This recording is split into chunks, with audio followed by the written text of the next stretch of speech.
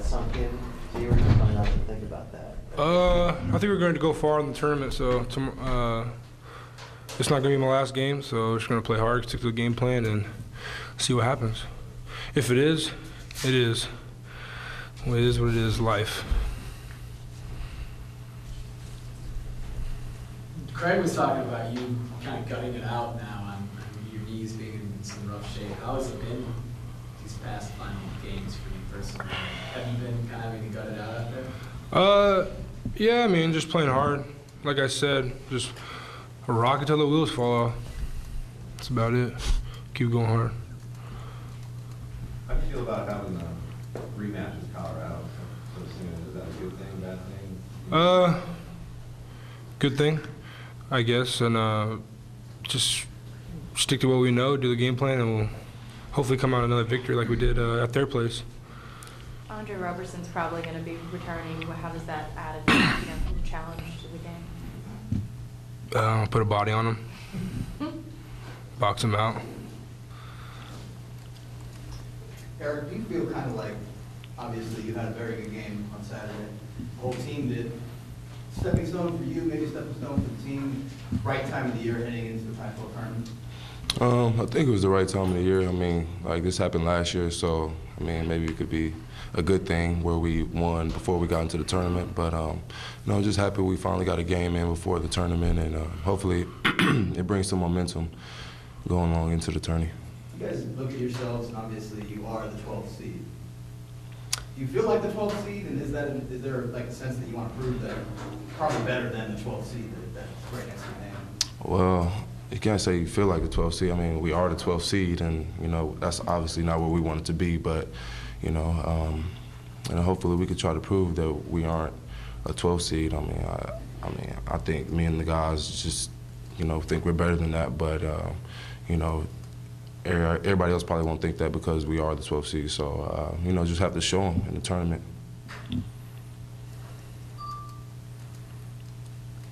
You guys both had double-doubles at Colorado. Do you think that type of performance is what you're going to need to have again in Las Vegas to get the W? I would think so because, we have a really good team and we're really talented. And, when everybody's clicking, I mean, we're a tough team to beat. We haven't had a lot of games where everybody was clicking. And, when Burton has a game like that, Joe, me, everybody's playing good. So, I mean, that's a tough place to play at. And, if we can, play there, then, hopefully we can get some wins in Vegas. What's the difference between when everyone's clicking? Like, why now? I mean, obviously it's the right time, but why now? I think we just, finally just, like stick to the game plan. I mean, like sometimes, we get frustrated and, might want to do our own thing or, lose focus and not play for 40 minutes. And, I'm just thinking that, everybody is locked into what coach is saying. So when that happens, we can be a really tough team. Joe, you guys didn't have any turnovers the last 4 or 5 minutes at Colorado. What do you think the key was? It looked like everything was kind of in control the last few minutes. Focus. So it was focus and like what Eric said, we had chemistry at the end of the game, and that's what we needed to do for the game plan, to stick together at the final minutes, and that's what we did. And just took control. It felt good. It was a good feeling. Hope we do more of that in the tournament. It would take 4 wins in 4 days to get to the NCAA tournament. It seems like almost an overwhelming task. Do you not think about the big picture like that, or do you just think about, hey, first game, go from there? Just one game at a time. Back in the day I was playing travel ball. We had 4 games in 1 day, so we can do it. 4 games in 4 days. Could be done. You guys have had success in the tournament the past few years. Last year stands out, obviously, knocking Washington out of the NCAA tournament essentially the year before you win a game. What are the keys going into this tournament environment? What have you learned in the past few years that helps you have success? Focus, team chemistry, focus, game plan, focus, and play hard. What are the keys to having that focus? You keep mentioning that. Just stick to the game plan. I mean, just don't go out of your element, do what you got to do, and just stick together. Don't go stray away from the pack. Has it been a struggle at times this year to maintain that as a team?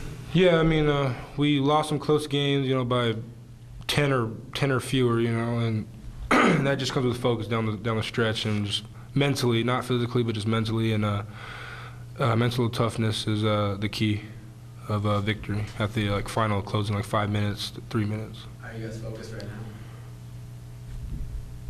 Yeah. You guys are the only ones that played at this venue before. What were your impressions of the MGM Grand? Remember from earlier this year? The casino or just the atmosphere? The whole atmosphere. Bright lights, never sleeps, smells like smoke.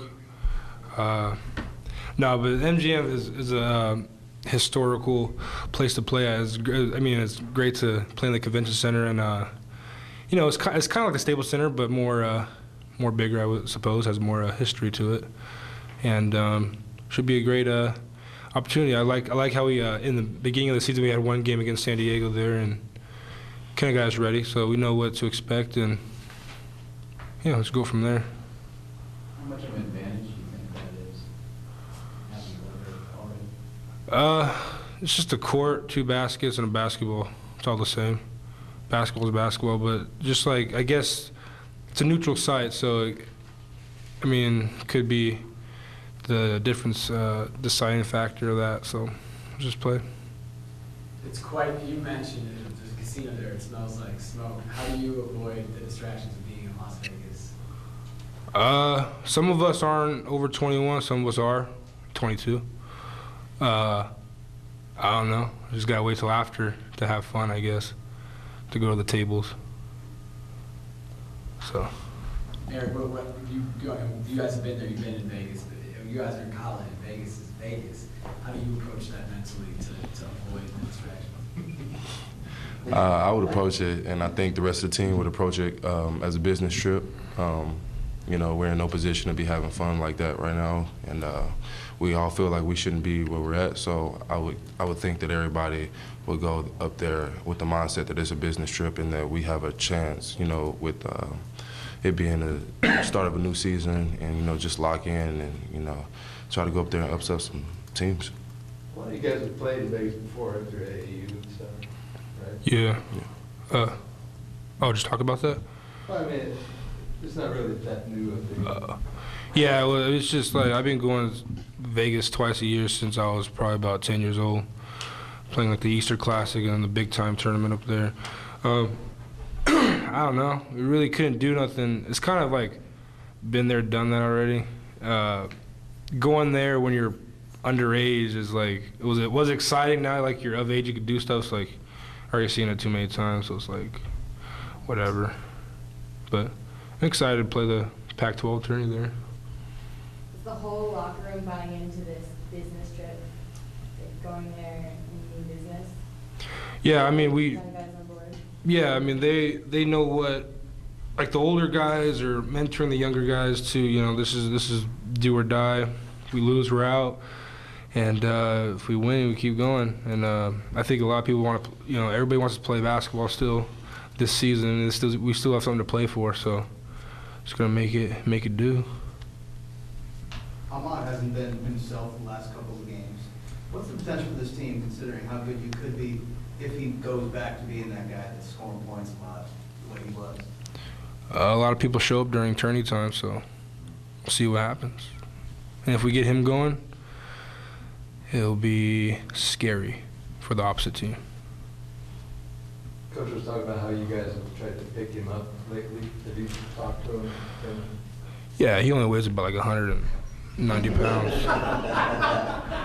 No, but yeah, we in practice.